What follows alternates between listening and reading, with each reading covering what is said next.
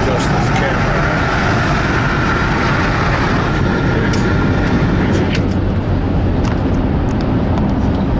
And I think I'm on the,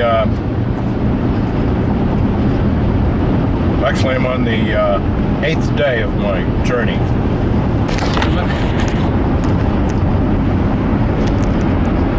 On the 8th day of my journey, I'm doing the Lewis and Clark to Oregon.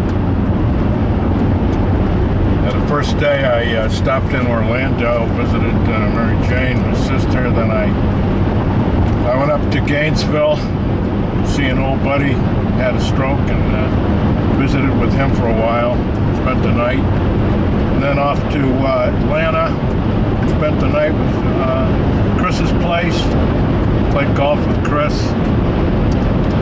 And then Birmingham, Memphis, St. Louis,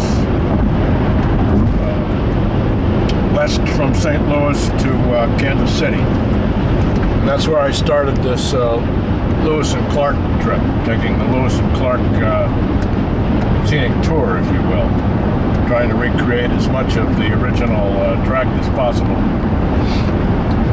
Of course, basically, Lewis and Clark took the Missouri River as far as it would take them, and then once they got to the headwaters, why they found other streams. They found the Snake River, and they eventually found the Columbia, and eventually got to Oregon. So on this trip, I'm staying as close as possible to the rivers that got Lewis and Clark out to Oregon. The whole thing was started by Thomas Jefferson, who was behind the Louisiana Purchase. Which basically, they purchased from France the claim to all the lands that were in the drained into the Missouri River. Of course, they had no idea what that entailed. It was just a lot of land out there. And so they commissioned Lewis and Clark. Lewis actually was a secretary, I believe, of Thomas Jefferson. So he gave him a bag of money and said, go get it done. And Clark was an Army officer who had been his commanding officer at a certain time. So he hires Clark. They get like 35 or 40 guys, settle down in Missouri, get ready, and head west. All kinds of adventures, obviously. By the Indians saying, hey, what are you guys doing? Well, we're just checking out the land and all that stuff. I don't think so, said some of the Indians, and there were skirmishes, and they had various other adventures. And of course, at the time, they had no idea what they would find, what wild animals would be out here, what strange plant life they would encounter, nothing. They'd be overrun by buffaloes, what have you.